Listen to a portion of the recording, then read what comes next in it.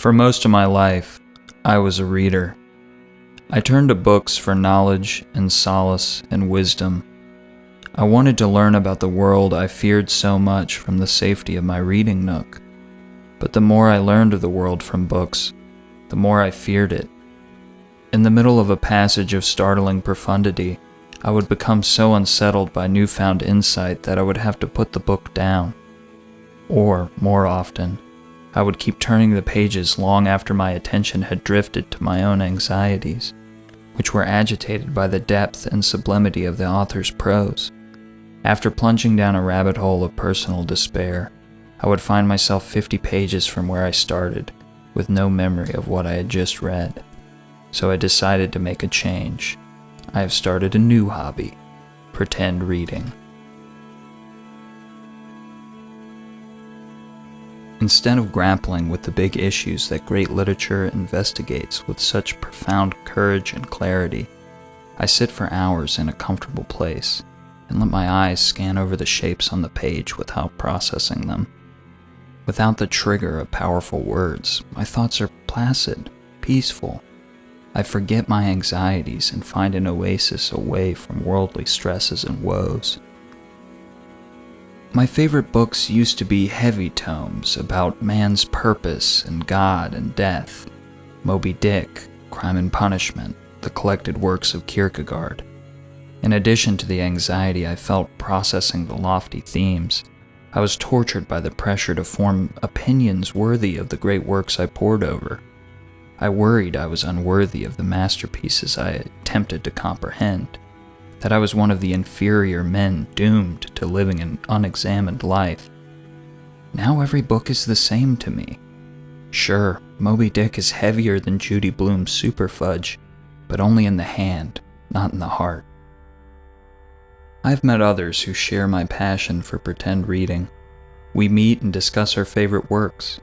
Everybody has their own unique experience. Everybody brings something different to the not text at hand. For instance, Tolstoy's War and Peace changed Catherine's life. While pretend reading the book in her favorite chair, she remembered that she had long wanted to buy a body pillow to improve her sleep posture. After completing the novel, she went to Target and purchased a firm, 6-foot body pillow with a gray and white pillowcase. She is now averaging 15 hours of sleep a day. She resigned from her job in order to devote more time to slumber and pretend reading the rest of Tolstoy's works. She now counts War and Peace as one of her favorite works of literature. On the other hand, Jonathan hated the book, although he expressed his distaste with admirable tact and a general respect for everyone else's opinion. The annotated hardcover copy he purchased from his local bookseller was the same weight to the ounce as a tabby cat he was quite close to as a boy. You see, the cat, somewhat unimaginatively named Whiskers, died under tragic circumstances when 7-year-old Jonathan tried to wash him by throwing him into a well. Although Whiskers had taken swim lessons at the behest of Jonathan's parents, and had been a sterling student by all accounts, he was unable to tread water long enough to be rescued.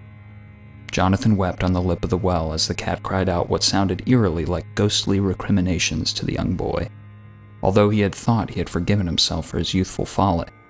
Holding the great Russian novel in his lap, as he once did Whiskers, brought back the guilt with shocking force. Blue only pretended to pretend read the novel, and everyone could tell. Some of us even suspected that he might have actually read the entirety of the book, although none of us would dare challenge him, fearing as we did his violent temper born out of roiling insecurity.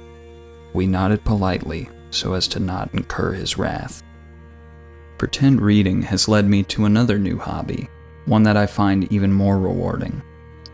After pretend reading a book on mindfulness, I began to practice my own form of pretend meditation.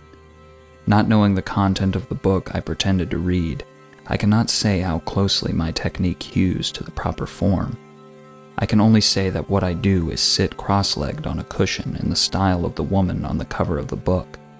But whereas I imagine in actual meditation, the meditator sits searching silently for the answers to life's great mysteries, I sit in pretend meditation, thinking about nothing at all. The curious thing is that in thinking of nothing at all, I have found the kind of peace that the woman on the cover of the meditation book seems to have found in her intense contemplations on the ways of the world. At the end of my practice, I am a sheet of paper with the words gently swept off of it, clean and pure and blank.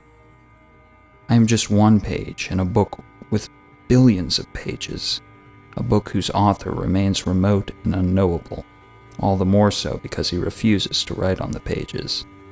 You see, we put the words on the pages ourselves, in a vain attempt to differentiate ourselves from the other pages and from the author. It is only by clearing the words from the page that we come to know that we are not our own authors. You will squirm in your chair and resist this idea, but that is okay, for one day the author will shake the words off the page for you and expose your delusion. And you will realize that the author's empty book of nothing is so much more than anything you could devise with your finite head full of silly plots and useless words.